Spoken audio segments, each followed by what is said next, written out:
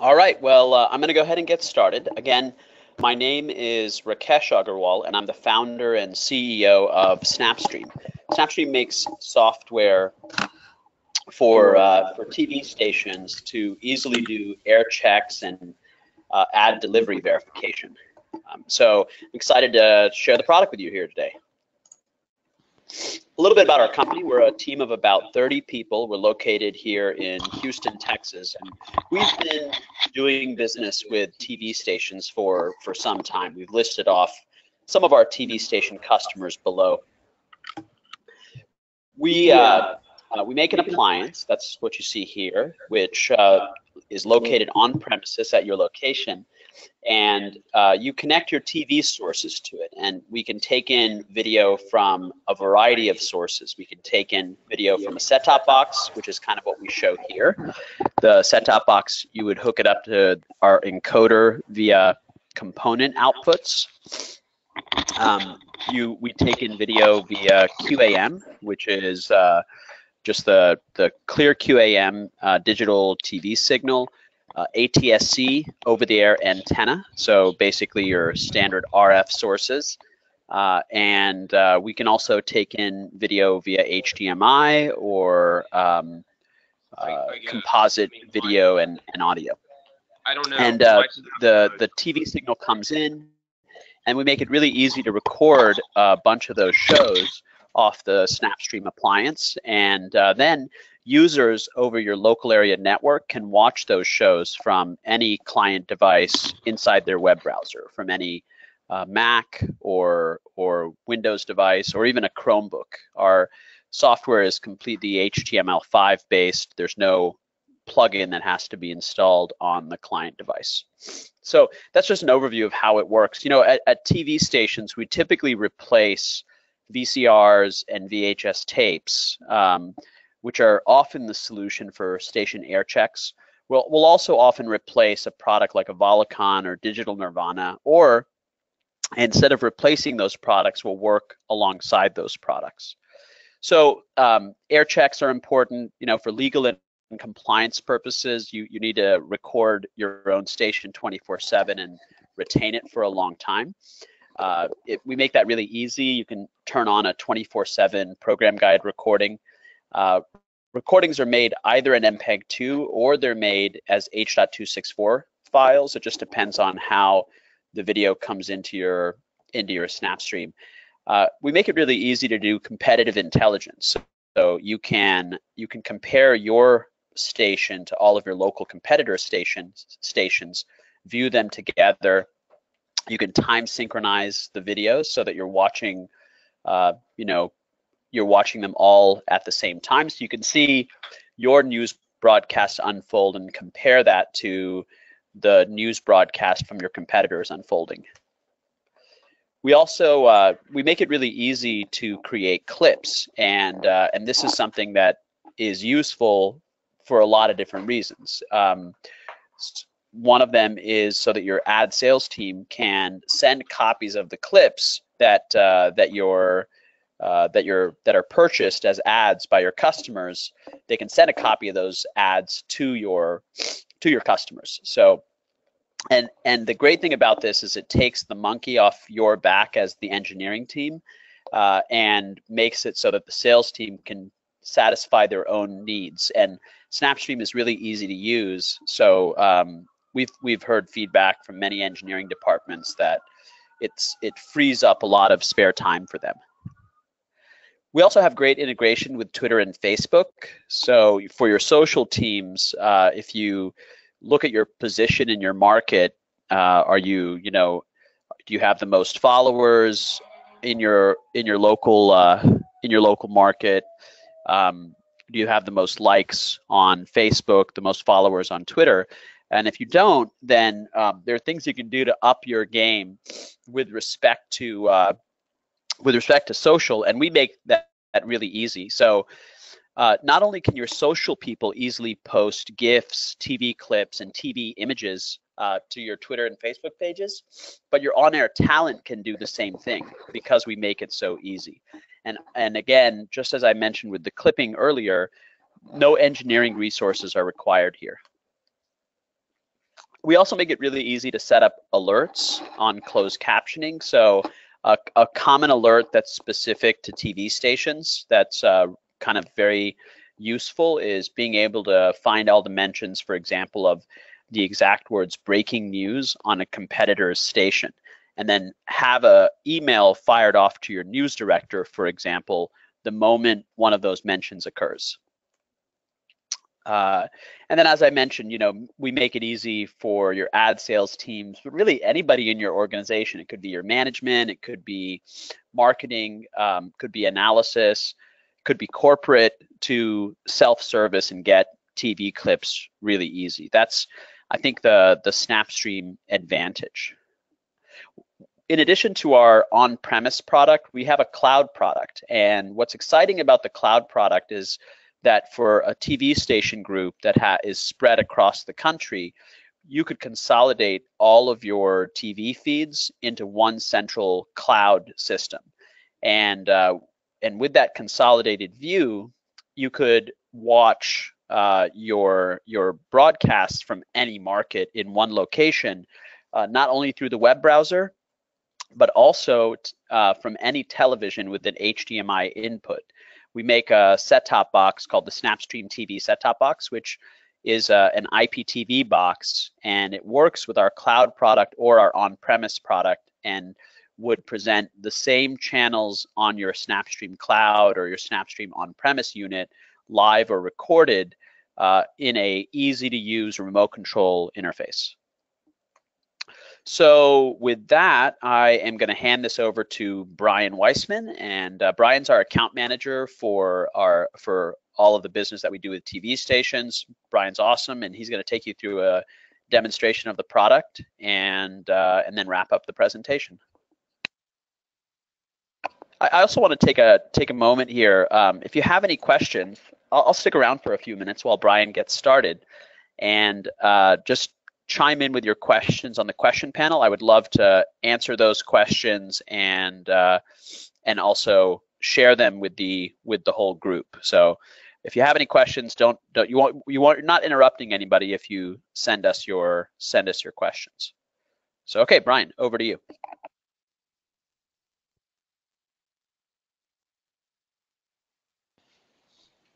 Can you hear me? Good. All right. Awesome. So good morning, everybody. We're going to jump right into the SnapStream interface, and I want to start with the program guide here. It's a very intuitive, user-friendly, grid-like setup, not any different really than what you use at your own residence. So what we would be doing is pulling in all the program guide data from whatever your source or multiple sources are. Whether that's ClearQuam, cable or satellite set-top boxes from your local provider, etc. And so we've got all of our guide information here, as you can see. And one of the first things that probably pops out off the page is all these little red icons, which indicate that something is either presently recording or futuristically recording later on in the day. You can let me just find a channel here that we're not recording, and it's as simple as right-clicking into any of the time slots, and you'll notice that you can watch something live. You can also record in a number of fashions, either a particular episode, a particular time slot, or at the bottom, you see that you can record a channel 24/7, which is what for things like air checks or just all overall comprehensive monitoring at TV stations. That's what we do tend to see a lot of, is channels being recorded around the clock. Once you've got your recording tasks in play, everything else is going to build up in a digital archive from scratch. So the programming will live in a very robust enterprise type DVR in this section. And as you can see in this particular setup, we've got hundreds and thousands of different programs that are stored in our program guide. And if I go ahead and come in here and click on one of these, so if I just go into, let let's say This America's Newsroom program right here. I'll pick this out because it's actually currently airing still, but you can go ahead and come in and watch this back, before it's done recording, and it's playing in a DVR-like fashion from the very beginning. So this program started about an hour and 15 minutes ago. I can actually use my scrubbing tools down here to skip all the way to the end, and now I'm actually watching live TV. So what you see in this particular screen is obviously the video feed on the left-hand side, with some scrubbing tools, which we'll get into in a moment. And then on the right-hand side is the accompanying closed captioning that goes along with this program. So the closed captioning is really what makes Snapstream an extremely powerful technology, because you're able to search for those needle in the haystack mentions of any topical information that you're looking for. So if we go back to the library, and I've got all of my program information here, and I can come in and do a search for something like, let's just say, breaking news. And that's a fairly generic search. Obviously, as you can see, it pulled about 3,000 results, but just to show you the general concept, then I come into my local Fox affiliate this morning, and when I click into that, it's going to take me to that exact point in time of the program where that term was mentioned. So then I can come in here and create a start point and an end point, and I can actually clip that out. From here, I'll give it a name, and I can tag this and say, KRIV, breaking news, whatever I want to, and I'll save it to a particular file folder. And this content will also live within the library. Hey Brian, I'm going to interrupt you here for just a second. We actually have a question that came in. So somebody was asking about the resolution of these recordings, and do they have control over the bit rates? So the short answer is yes. You do have control over the bit rates. Going back to what was shown on the how it works diagram, or just the basic technical setup, there's typically an encoder involved. And so there are settings within the encoder that you can control those bit rates and resolution and whatnot from that point. So it is customizable from that standpoint. So back to the library here for a second. Another really strong use case from a television station standpoint is actually side-by-side comparison of what's going on in real time. So I can come in here, and I'm just going to take the first couple of recordings and go ahead and pit them side by side against each other.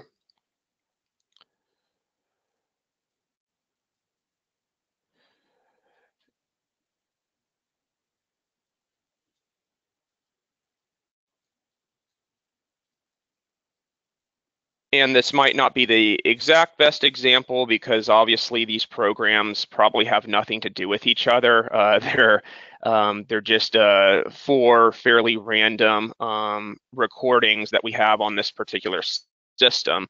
But assuming that these shows were like your local 4 affiliates, I could go ahead and pick the sound on any of the 4 of them. I could bring them to real time, and I could synchronize them up with whatever I want to be able to see exactly how a story is being covered by each of my competitors in a particular market. So if we go back into the search tool, I did a fairly generic search for the term breaking news, but using Boolean search terminology, you can really hone in on exactly what it is that you're looking for. So I can do a search based off of a particular channel. I can even say, I can even search for something based off of a particular time period. It can really get very granular with exactly what it is that you're looking for. And then, as you see over here, I can tag this with particular associations and save them to specific folders. Now, getting to a little bit more of the automated process of search, there might be certain things. If you take like your ad sales department, for example, there might be particular clients that obviously you always want to keep tabs on when their spots are running. So if I call this my ad sales alert, and then I can have this delivered to me at whatever intervals I want. So every morning when I come in at 9 a.m., or I can set this for multiple times a day or once a week or whatever suits me. And I can say that I want to know about whenever Toyota is mentioned, or Kraft Foods, or whatever it is, local companies that you have partnerships with, in addition to, maybe just particular stories or severe weather alerts or whatever. The idea being that you don't have to manually go in and do these searches on a regular basis. And then those pieces of content will be extracted from the recordings that you have. And much like if I did a search in here and it returned me results in a Google-like fashion, you would have that information delivered straight to your inbox. So that kind of covers the search piece of it. I do want to touch on social real briefly. So we're going to go ahead and do a search Hey, here. Brian, before you get into social, we had another question I just want to make sure we address real quick. So this is an interesting question that we actually get a lot about licensing or how many users. So somebody wanted to know like how many max users you can use in your system, and if you want to address that. Sure. The nice thing about Snapstream is we're not really a solution that's based off of a licensing setup.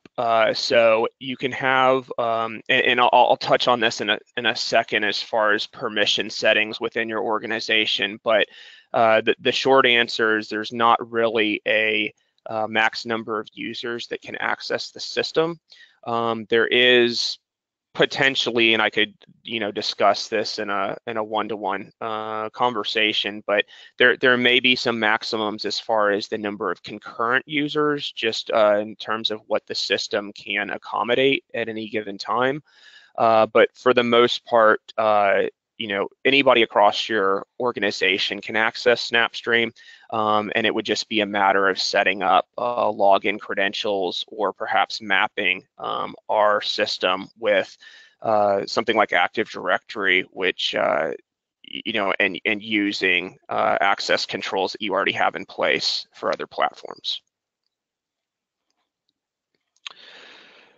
So if we come in here and we do a search for, I don't know, Jimmy Kimmel, why not? So I'm going to click on CBS This Morning, and it's going to take me into a mention of Jimmy Kimmel. They're probably talking about, showing a piece from his monologue last night. And I'm going to go ahead and, where were you, Jimmy? Let's go ahead and clip this. We'll just go with Colbert. and I extract that out.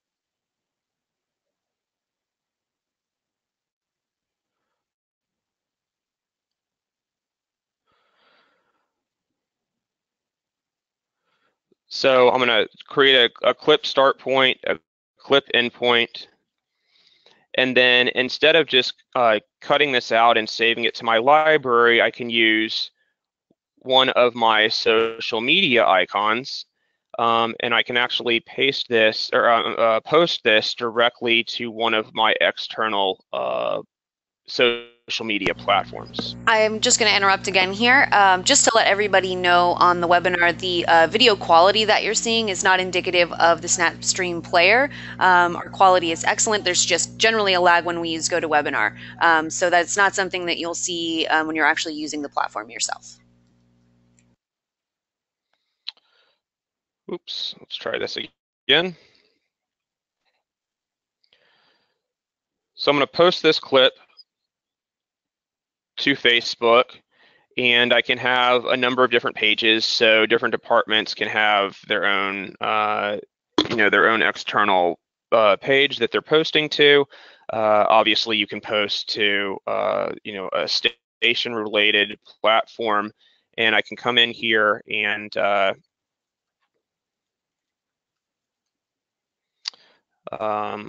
can actually pull up, any type of reference and anything in the body of the content that I'm wanting to share this out to, and then this will go out as either a native video, which is important because it'll start playing back as people are scrolling through their news feed, a still image, or you can actually queue this up to be posted at a later date. So if I took a clip, let's say from some news coverage, and I want it to go out, 2 minutes after the newscast ends, I can set that up, and then the system will automatically push it out at a future point. So the other thing with queuing something up is you can obviously play it back and say, okay, yeah, I'm comfortable with exactly what this looks like, and this is the quality and material that I do want to send out to my social platform. So I go ahead and post this. It runs the workflow down here in the bottom right, and then within a matter of seconds, it'll be out on that Facebook account. So we do have integration with Facebook, Twitter, and YouTube. And you'll notice the great thing is over in our social dashboard, we actually have sort of a centralized portal of all the information related to what you're sending out to your social accounts. So obviously for these cases we're using a dummy account, so there's not a lot of numeric information on here, but the idea is, number one, this thing that we sent out about Kim Kardashian, I can track the number of likes and retweets that particular clip gets, and I can also easily post between Facebook and Twitter. So it looks like this went out to Twitter, but I can also just click right here and I can cross post this to Facebook very easily. So this comes in very handy in terms of just a seamless workflow for your digital team, and they don't have to come to other resources to get that content to its end destination. Two last things that I wanted to point out in the admin section are security, which I touched on before. We have configuration with Active Directory here, so you can set up and kind of integrate the different permission settings that you already have in place, and come over here and set up user groups to kind of cluster together different segments of your organization. So obviously under administrators, that might be a subgroup that's going to have almost all the functionality that Snapstream is capable of. And if I go and say, there's just somebody that I only want to be able to view TV, then I can disable a lot of that other functionality. So when they sign back in, they would see a much more limited view than what we're looking at right now. The point being that this is entirely customizable to give certain rights to person A and different rights to person B. And lastly, within admin, and this can come in extremely handy in terms of getting content to certain destinations, as well as making sure it's in the file format that's needed. So if I just call this my CBS workflow, and this can be based off of when a recording is finished, when a clip is created, etc. You'll see that I can set up a workflow for various transcoding capabilities. I can export an item to a watch folder. I can delete something after a certain period of time. The possibilities are really endless over here. So this, as I mentioned, comes in really handy in terms of exactly what format you need something in and where you need it. If you need it to get it to a CMS or something like that, we can certainly work with you to make that happen. Do we have any other questions this morning? Yeah, so I mean, that pretty much wraps up the presentation. If there's any questions specifically about, your particular use case and how you might use this in your station, excuse me, feel free to ask us. We'll be hanging out here a little bit. So if you have any questions, you can shoot them on over and we'll be sure to answer those as they come in. But thank you so much for joining us, and we'll hope to be talking to you soon.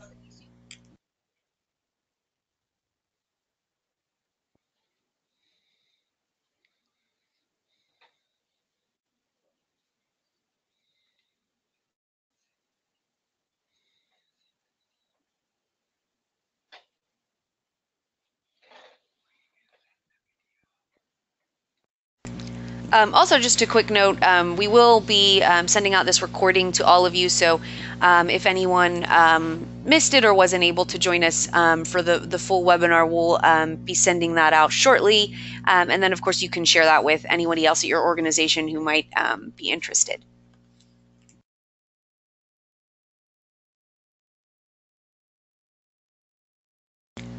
All right, if we don't have any more questions, I think we'll wrap it up. Thank you so much for joining us, and thanks to Brian for giving us this awesome demo. Thank you to Rakesh, and we will be in touch with all of you soon. Thanks so much, everyone. Have a great day.